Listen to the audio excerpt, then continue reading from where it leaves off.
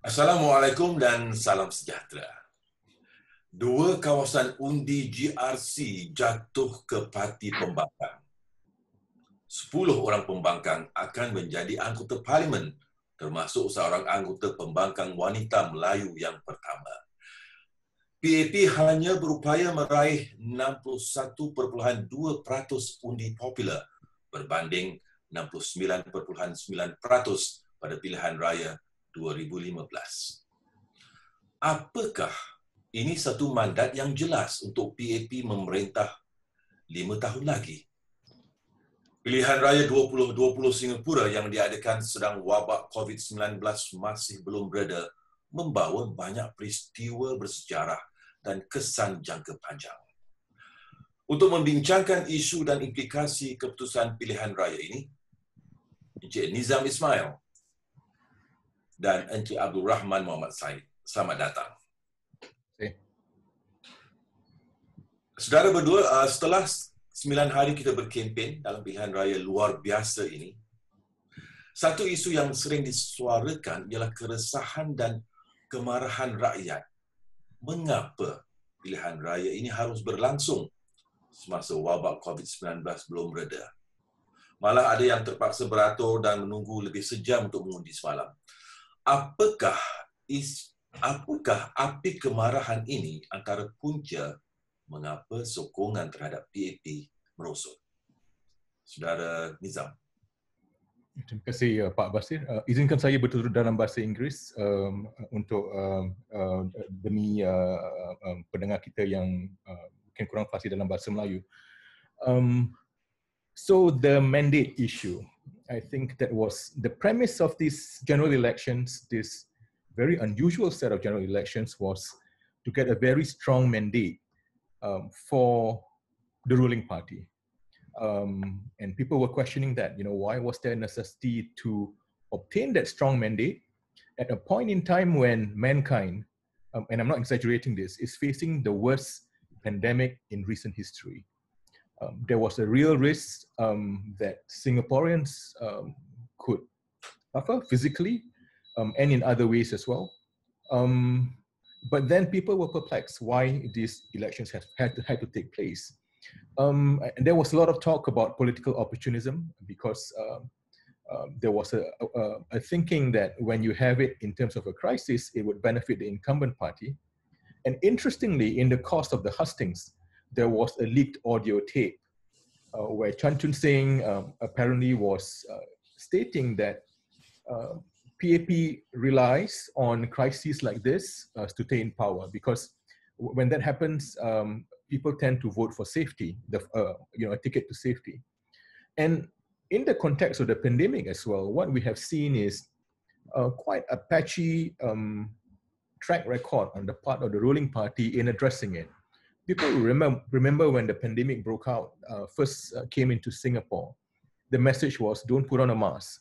And there was also the famous leaked audio again by Chan Chun Sing criticizing the approach in Hong Kong for requiring a mask. And so there was lots of unhappiness within that space itself.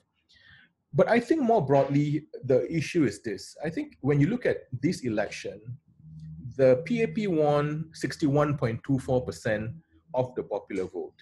That brings it very close to where it was in 2011.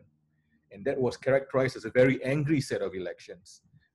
In fact, George Yeo himself had actually asked for the PAP to be revamped as a result of it. Okay, hold that thought, Cik Nizam. I want to go back. I want to go quickly to Cik Rahman on his view on why there was a big swing from 69.9% in 2015 and now it's only 61.2%. Is it because of apa yang dikatakan keresahan rakyat mahukan lebih ramai suara alternatif di parlimen? Soalannya ialah apakah api kemarahan itu antara punca kenapa sokongan terhadap PAP merosot. Saya rasa saya pernah bentangkan pertama di episod pertama Wicara dan juga dari episod yang terakhir ini bahawasanya pilihan raya ini diadakan pada saat di tengah-tengah pandemik masih berleluasa. Dan satu sebab yang saya kenal pasti ialah kemungkinan ia dilakukan atas sebab-sebab oportunistik, menyusuli pengagihan wang yang banyak dalam bentuk relief. Saya rasa ini menimbulkan kemarahan kerana untuk mengadakan pilihan raya ini di tengah-tengah wabak ini masih berleluasa, mendedahkan rakyat kepada masalah kesihatan, risiko penjangkitan. Kita lihat dalam gambar-gambar dan video-video yang disiarkan semalam, soal social distancing itu sudah mula diabaikan. Ramai warga tua, warga yang sakit, yang lemah didedahkan kepada risiko penjangkitan. Ini mungkin sebagai satu faktor yang setelah ramai rakyat beratur berjam-jam sampai kepada saat mereka membuang undi, mereka merakamkan kemarahan mereka melalui undi itu sendiri. Jadi api kemarahan itu mungkin menyebabkan kemerosotan sokongan pada PAP? Itu satu daripada faktornya. Banyak faktor-faktor lain yang mewarnai keputusan para pengundi mengundi. Kita tidak boleh nafikan masalah dan kemelaratan yang rakyat alami sepanjang 5 tahun yang lalu, kehilangan pekerjaan, taraf pendapatan itu lebih tertekan oleh kerana kemasukan pekerja asing, faktor kos kehidupan yang mula melonjak, banyak-banyak faktor lain yang mungkin menyumbang kepada kemerosotan ini. Nizam, would you agree there are many factors, but would you agree if we're to say that one of the factors would be the voices, the loud voices of the younger voters and first-time voters as well? I think that's certainly part of it. I think there is a thirst for greater political representation, diversity of political representation in Singapore. There has been an ongoing theme since 2011, and maybe 2015 was an unusual set of elections, and on hindsight, it seems to be the case because the numbers swung to the PAP's favor, but largely caused by very extraordinary events. First, the death of Lee Kuan Yew. Second, the Pioneer Generation package, which appealed to the older voters. But coming back to 2020, it seems that we are following the wave of democratization worldwide. People having a thirst for diversity of views. And I think it didn't help that there was a perception that some of the policies that were thought through by the ruling party appeared to be lacking in terms of robustness, in terms of creativity. And that can only happen if you have a real diversity of views, a contestation of ideas that test out each policy to ensure that we have a robust position at the end of it. I think it's also a signal by the voters that maybe, people are turned off by a lot of the hard-handed posturing, the whole display of the arsenal of tools against dissent, the POFMAs that have been thrown at a lot of the opposition parties, the threat of criminal enforcement action against voices of dissent. And I think in terms of how the ruling party plays out its playbook, right? I mean, although it has taken pains to say that it has brought about a greater diversity of representation or backgrounds for its candidates. But if you look at it, I mean, there are still you can discern, the former army generals, the former high-flying civil servant coming into politics. And people are not convinced that these, can encourage a rich diversity of views that Singapore needs, right now. PAP If I may add, if I may just add, we've described this as internet elections or social media elections, and digital elections. Sorry? Some call it a digital elections. And it's quite true, because a lot of the campaigning, a lot of the narratives are coming out of social media, out of cyberspace. And the occupants of cyberspace tend to be young, outwardly mobile people who, on the one hand, have higher expectations, but also to some extent those who are victims of what has happened in the last 5 years, the influx of foreign labor, foreign workers, the depressed incomes that they are facing. So opinions are generated over social media, and that would translate also into their voting decisions. PAP menang 83 daripada 93 kerusi parlimen yang dipertandingkan. Tapi kehilangan 10 kerusi di tangan Parti Pekerja, 5 di GRC Aljunied, 4 di GRC Sengkang dan 1 di Hougang. Ini adalah kali pertama dalam sejarah politik Singapura, Parti Pembangkang akan mempunyai jumlah kerusi sebanyak itu. Tidak pernah berlaku. Perdana Menteri Lee mengatakan bahawa keputusan itu mencerminkan kesusahan hidup dan kegusaran rakyat dalam menghadapi krisis ini. Katanya dalam bahasa Inggeris, pain and uncertainty. Apakah yang beliau maksudkan itu? Dan apakah mungkin PAP kurang memahami suara hati rakyat? Cik Rahman?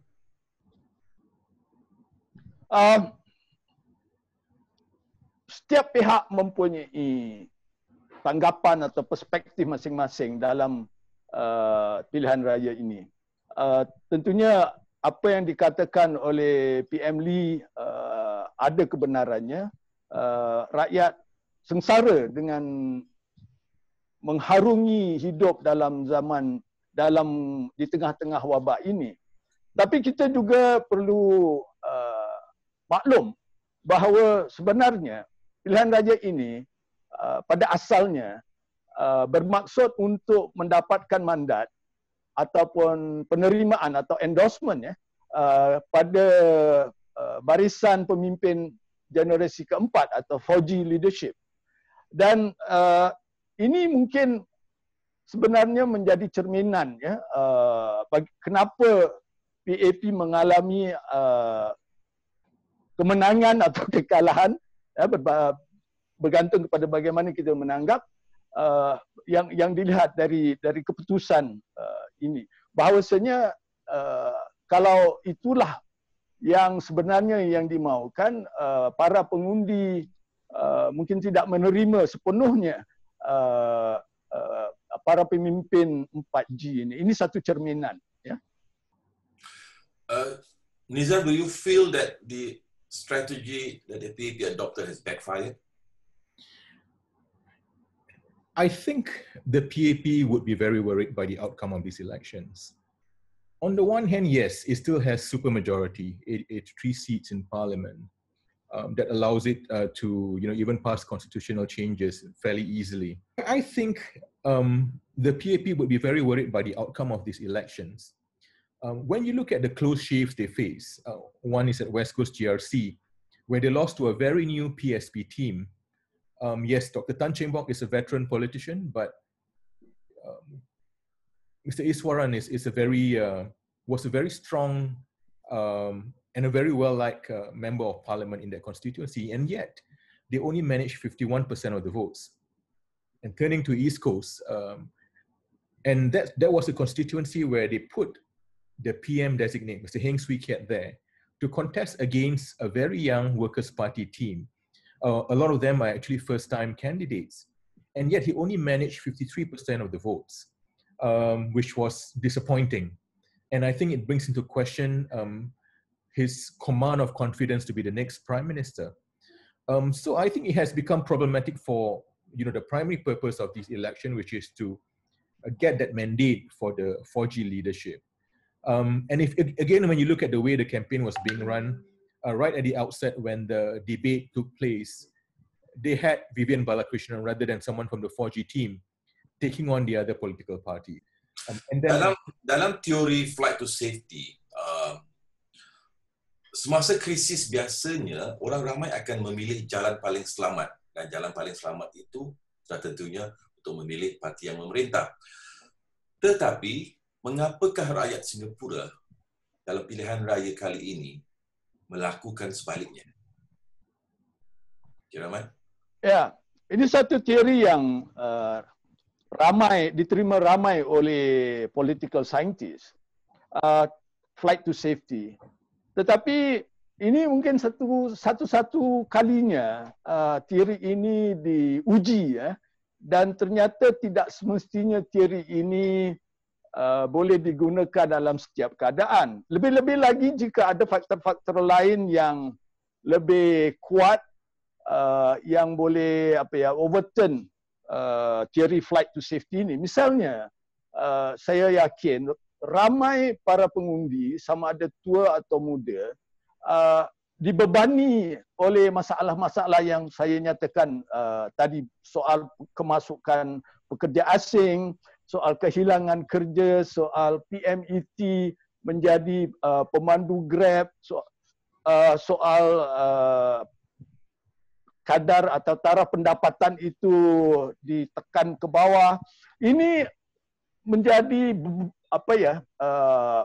pertimbangan yang lebih berat, saya fikir, daripada masalah wabak ini. Kerana kelihatannya walaupun kadar jangkitan masih relatif tinggi, tapi dapat dirasakan bahawa wabak ini masih boleh ditangani. Yang lebih mengkhawatirkan ialah faktor-faktor yang kelihatannya tidak berubah, seperti kemasukan pekerja asing. Ini mewarnai kebimbangan rakyat ataupun para pengundi tentang masa depan.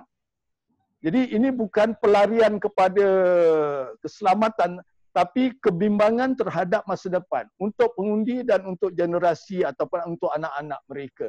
Dan ini saya rasa lebih menjadi dorongan yang lebih kuat untuk mewarnai keputusan mereka dalam mengundi. Nizam, this concept or theory of flight to safety was brought up by a few academics, including a couple we spoke to in the last few days. Why do you think this theory has been almost completely abandoned by probably the younger voters? Actually, I'm not sure that it's been completely abandoned. And it could still be prevalent in the minds of some of the voters. But think of it this way. If this election had taken place outside of a pandemic, what do you think the results would be for the party? I mean, there's a theoretical position that it might even be worse than what we see now. Because I think historically, the PAP has done well when it comes in events of crisis. And it clearly thinks so. I mean, that was the thinking of Mr. Chan Chun Sing, a very key member of the 4G team. But I think there were a combination of factors, and I think key of which is a desire for more diversity in parliament that has come across strong. The Workers' Party has done exceptionally well. Why do I say this? They've done the unthinkable, right? Won 2 GRCs, 1 SMC. And remember, this is a party in transition. This is a party without Mr. Loh Tia Kiang, Mr. Chen Xiang Mao, Mr. Peng Eng Huat. Those are the stalwarts of the party. I mean, they were struggling. Initially, we were worried for them because they couldn't even take part in the Mandarin debate in Channel 8. And, the worry was that might turn away some of the Chinese voters. But Pritam Singh, he rose to the occasion. He came out showed tremendous leadership, didn't put a foot down, didn't engage to gutter politics, rose above it all and steered a Workers' Party. And I think a lot of it has to do with how Workers' Party fared. If you look at all the constituencies where the Workers' Party took part, and if you tally up the figures, and I think this was probably circulating on social media, if you look at all the constituencies where the 21 candidates contested, Aljunied, Sengkang, Marine Parade, East Coast. Okay, hold that thought. Let's look at Sengkang in particular. Kemenangan mengejut di Sengkang. Apakah yang mendorong pengundi menyokong calon parti pekerja yang begitu muda berbanding dengan pasukan PAP berpengalaman termasuk seorang menteri, menteri negara dan setiausaha Parlimen Kanan? Adakah kerana ia melibatkan kehebatan Ju Muslim dalam berdebat ataupun serangan peribadi ke atas Raisa Khan ataupun mungkin kedua-duanya sekali? Cik Rahman. Pertama, faktor demografik. Kalau kita lihat kawasan undi Sengkang adalah satu GRC yang baru, estetnya baru, diduduki oleh penduduk-penduduk yang relatif lebih muda. Ya. Dan mereka mempunyai jangkaan yang mungkin berbeza daripada kebanyakan atau mainstream, pengundi mainstream. Jadi apa yang Cik Basir nyatakan tadi, kedua-duanya mungkin apply. Pertama, faktor karisma ataupun faktornya Dr. Gia Muslim yang menyerlah waktu perdebatan televisyen dengan Vivian Balakrishnan memberi keyakinan pada para pengundi bahawa pasukan Workers' Party ini boleh dipercayai untuk menjadi pemimpin mereka di Sengkang. Kedua, jadi ini satu faktor pendorong. Ya. Kedua, serangan ke atas Cik Rafisah Khan menimbulkan satu backlash, ya, satu reaksi kuat terutamanya di kalangan kaum muda untuk mempertahankan Cik Raisah Khan ini dari serangan PAP dan penyokong-penyokong mereka. Jadi dan reaksi terutamanya di internet untuk mempertahankan Cik Raisah Khan itu begitu kuat sekali, dan ini tentu ada kesan tempiasnya ke atas pengundi di Sengkang. Jadi kedua-duanya faktor ini dan ketiganya faktor demografi para pengundi Sengkang harus diambil kira. Apakah kejayaan Parti Pekerja di Sengkang itu membuktikan bahawa para pengundi sekarang sudah lebih matang dan mereka tidak mahu politik perkauman dimainkan dalam pilihan raya? Cik Nizam? Saya setuju dengan Cik Rahman tadi. I think Sengkang was the star constituency. I think when the results were announced, you look at my social media feed and even in my neighborhood, and I stay in Pasir Ris, the neighborhood erupted. There was a massive cheer when the preliminary results were announced on television. I agree that a lot of it actually has to do with Mr. James Slim performance at the debate. He was the star performer. He had the credentials, he had the academic track record, but more importantly, he had personality and he had a charm. Everybody remembers the phrase, warming the cockles of your heart. So it's really the political charisma. I think the way Workers' Party had portrayed itself, when you look at its social media video as well, there was a very strong personable message that this was the voice of ordinary Singaporeans that cared, and that came through very, very strongly. When you listen to Her Ting Ru giving the acceptance speech last night, it struck me that it was very, very different from a typical PAP acceptance speech. There was a lot of heart. She engages the audience. She really, when she says thank you, you could actually feel that she actually meant what she said. And I think that makes a lot of difference as well. And coming back to Raisa Khan, I think, yes, I agree there was a backlash. When the police report was made, what happened? There was a petition online to, asking her that leave her to do her campaigning at peace. There was also a Facebook page that was created, We Love Raisa, and very quickly it got very, very strong support. So I think it goes back to the point about the demographics of Sengkang. It's a younger constituency. And actually it brings into play the issue as how a minority now the difficulties a person would have in bringing the issue of privilege, and not seeking to offend someone. And I think that the perception was that here was a very young girl, idealistic, yes, naive even, and maybe a little bit foolish, not being sophisticated and elegant in bringing across her argument of privilege across. But what do you see? There was a very strong backlash. There was the threat of police enforcement action against her, and I think that put people off. And I think this is actually an interesting development. The PAP position would have been to clean the social media, history of a candidate, make sure everyone is sparkling, clean, and sanitized the moment the candidate is being introduced. But here, the approach taken by Workers' Party is, here is my candidate. What you see is what you get, warts and all. She is who she is. There's no pretense. And let the voters decide. And I think Sengkang voters have decided that, yes, we can trust Raisa Khan along with her teammates. Mari kita lihat tentang kemenangan di GRC Aljunied. Parti Pekerja memenangi dengan peratusan lebih tinggi, iaitu 60% berbanding dengan 50.9% pada tahun 2015, walaupun tanpa pemimpin mereka, Loh Tia Kiang. Apakah puncanya? Mungkinkah ini menunjukkan kepimpinan Pritam Singh yang lebih terserlah? Cik Rahman? Ya, kepimpinan Encik Pritam Singh itu memang menjadi satu faktor, critical success factor. Tapi saya rasa dari hemat saya ada lebih dari itu. Sudah hampir 10 tahun pihak WP memegang GRC Aljunied. Dalam jangka waktu itu, mereka menunjukkan kelakonan atau prestasi yang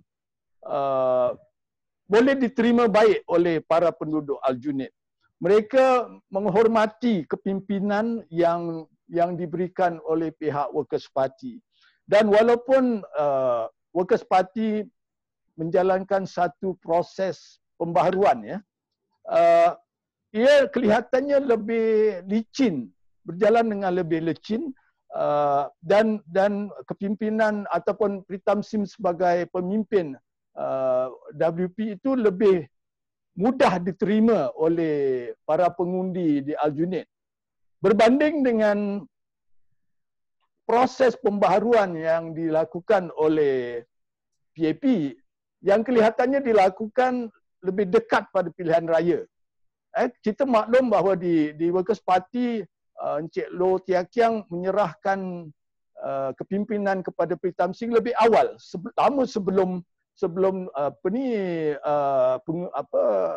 PRU, pilihan raya ini diumumkan.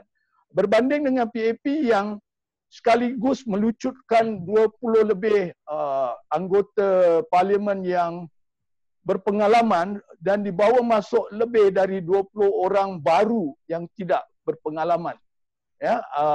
Ini menjadi satu kegencotan bagi pihak PAP, tapi satu peralihan yang agak licin bagi pihak Workers' Party, terutamanya di Aljunied.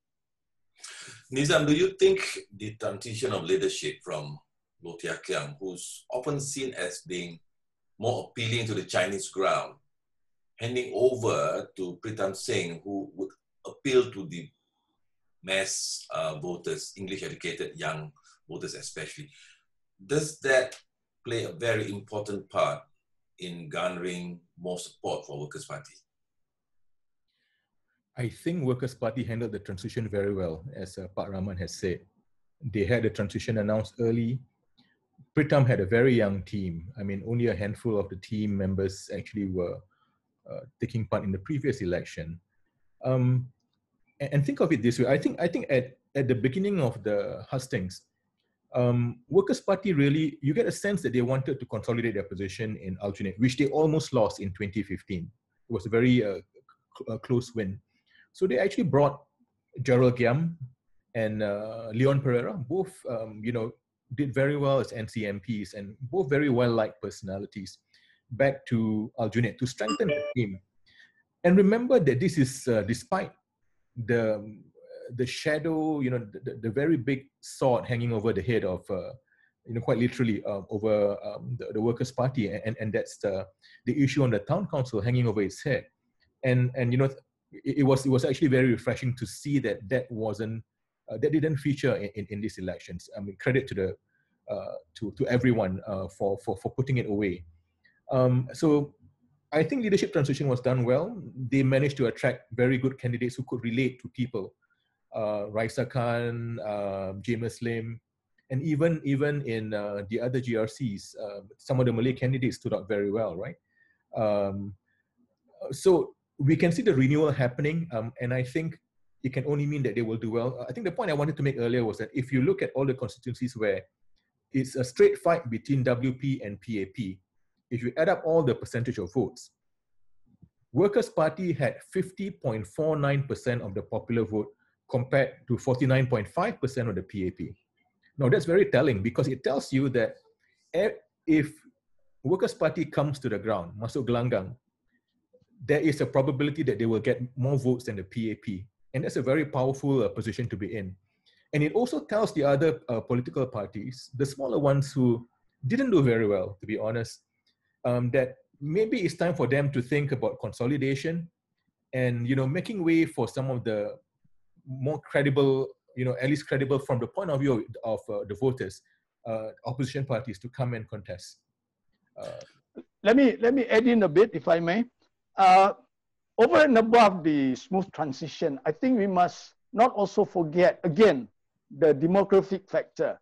Loh Thia Khiang managed to win Hougang and hold on to Hougang for several terms on the strength of his ability to communicate with the voters in Teochew, in dialect, against the PAP who has been touting the use of Mandarin for many years. His ability to hold his audience, to keep the loyalty of his voters from Hougang into Aljunied and through his ability to communicate in dialect is a critical success factor. And I think Workers' Party, given the young, given the more extensive or cosmopolitan makeup of their candidates, must not forget this fundamental fact of demographics and attempt to continue to engage their voters in the language that they are most familiar with and with which they can identify with the WP. So fortunately, WP's inability to take part in the TV debate in Mandarin did not affect the vote count too much, because again, the voters in Hougang and in Aljunied were probably more conversant, more comfortable with the use of dialect via Mandarin, Di tahap ini mungkin kita perlu juga memperhatikan tentang SDP, Singapore Democratic Party, Dr. Chee Soon Juan dan Profesor Tambaya. Mengapa mereka masih juga kurang berupaya meyakinkan pengundi, memberi mereka sokongan untuk ke Parlimen, terutama sekali Dr. Chee Soon Juan? Nizam. Cik Nizam? Yeah. Let's take things in perspective. At the by-election, Dr. Chee Soon Juan, this was a few years ago, only won 38% of the popular vote in Bukit Batok. Now he actually won 45%, so that's quite a large swing in popularity. And this is despite the fact that, unfortunately for him, there's still personal attacks being taken by the ruling party against him. I think he had to, address the issue of the whole 10 million, population target that was featured in the votes. So there was quite a bit of adverse publicity against him. But it does show that I think slowly people are, maybe the younger voters, as they come up, they are willing to forget about some of the historical issues against Dr. Chee. Dr. Paul Tambaya, on the other hand, he has such a great international profile. He's also a very well-known, professional within his medical sphere. It was very close. I think he won about 46% of the votes. Again, I think Parliament would have benefited to get Dr. Paul Tambaya there debating. Unfortunately, the other parties also did well, so I think it's unlikely they will get the NCMP seat, unless, and this is again wishful thinking, that maybe Workers' Party, already having 10 candidates, or 10 members of Parliament, hypothetically, might offer a NCMP seat to SDP. I don't know whether that's technically feasible, but that would be a nice scenario that ensures diversity of political parties.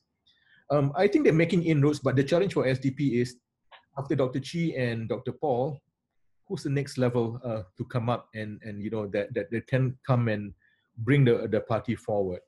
They do occupy an interesting space because their position as a liberal democratic party in Singapore, and there's always be space for a liberal party. Ya, saya teringat peribahasa Melayu lama ya, bahawa batu yang keras kalau di titik air lekuk juga akhirnya ya. Jadi makan waktu. SDP merubah strategi mereka kali ini daripada bertanding di GRC kepada bertanding ke SMC ya. Dan ini mungkin membantu meningkatkan prestasi mereka, vote count mereka.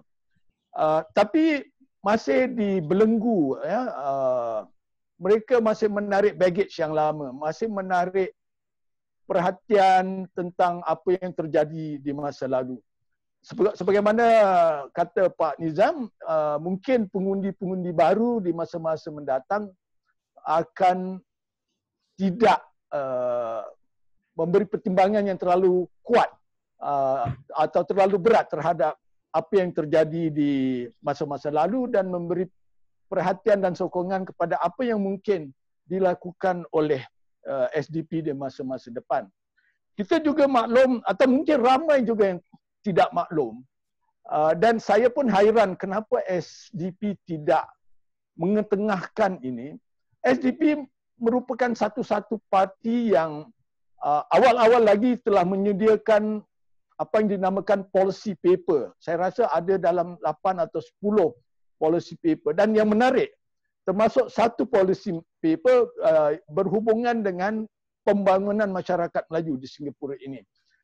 Kalau ini diketengahkan, ia akan menampilkan satu SDP sebagai satu parti yang bukan cakap kosong ya, mempunyai modal, mempunyai keupayaan menghasilkan pandangan di taraf polisi yang bernas, yang boleh diperbincangkan di parlimen. Dan ini mungkin boleh meningkatkan keyakinan para pengundi terhadap parti ini di masa-masa depan.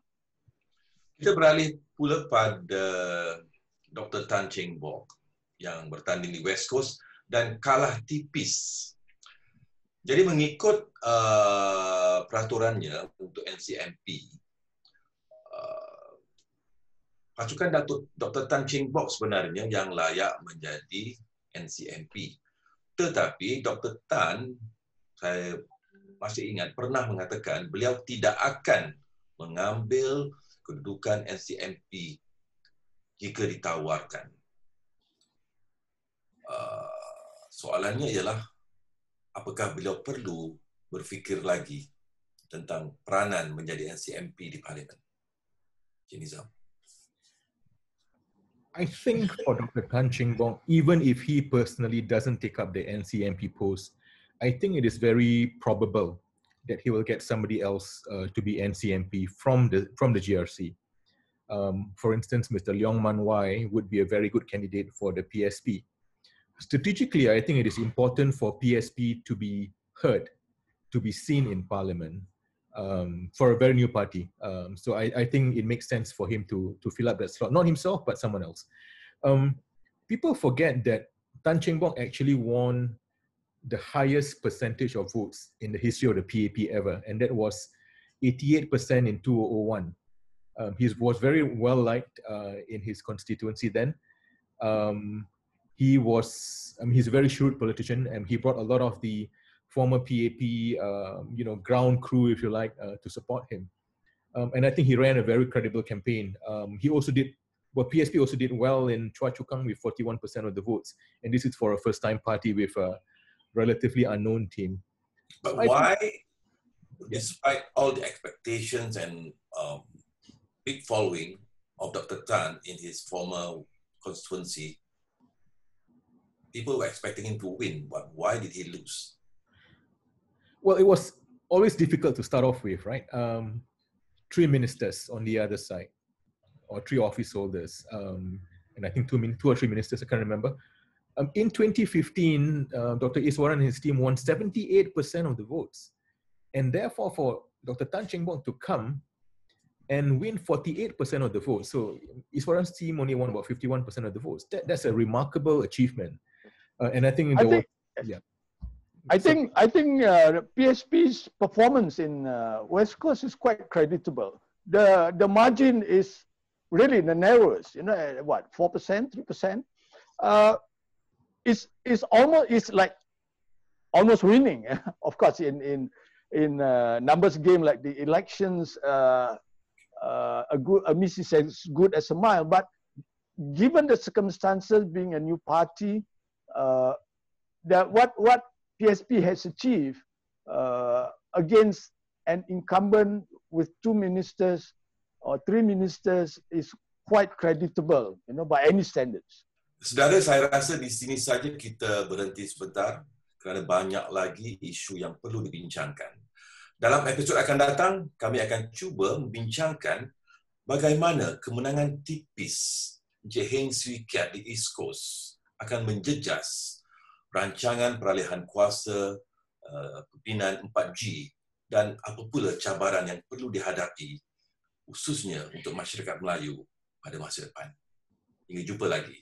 Assalamualaikum dan salam sejahtera. Waalaikumsalam.